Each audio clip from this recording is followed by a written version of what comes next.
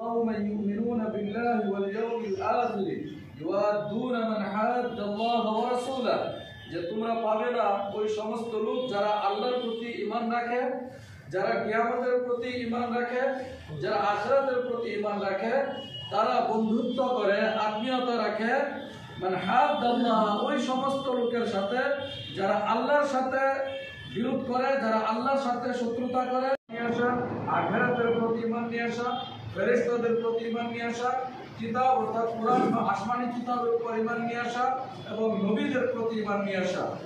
তাকদীরের দলিল কোরআন পাকে আল্লাহ রাব্বুল আলামিন বলেন ইন্না কুল্লা শাইইন খালাকনাহু বিকদর, যে আমি প্রত্যেকটা বস্তু তার ভালো মন্দ তাকদীরের সাথে সৃষ্টি করেছি।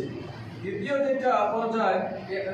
পর্যায়ে হলো ইহসান তার একটাই স্তম্ভ, সেটা হচ্ছে আনতাবুদাল্লাহ কাআন্নাকা তারাহু ফাইন লাম তাকুন তারাহু ফাইন্নাহু ইয়ারাক, যে তুমি আল্লাহর ইবাদত এমন ভাবে করবে যে তুমি আল্লাহকে দেখছো। যদি এমন ভাব মনে নিয়ে আসতে না পারো তাহলে এটা ভাবো যে আল্লাহ তোমাকে দেখছে। কোরআন পাকে আল্লাহ রাব্বুল আলামিন বলেন ইন্নাল্লাহা মা'আল্লাযীনা তাকাউ ওয়াল্লাযীনা হুম মুহসিনুন, আল্লাহ সেই সমস্ত ব্যক্তিদের সাথে যারা তাকওয়া অবলম্বন করে এবং যারা ইহসান করে। আরেক জায়গায় আল্লাহ বলেন ওয়া তাওয়াক্কাল আলাল আজিজির রহিম, যে জবরদস্ত, যে দয়ালু, আল্লাহর প্রতি বিশ্বাস রাখো, ভরসা করো। আল্লাযী ইয়ারাকা হিনা তাকুম, সে তোমাদেরকে দেখে যখন তোমরা দাঁড়াও, যখন তোমরা সিজদায় যাও, আল্লাহ রাব্বুল আলামিন দেখে। ইন্নাহু হুয়াস সামিউল আলিম, আল্লাহ রাব্বুল আলামিন সব কিছু শুনে এবং সব কিছু দেখে।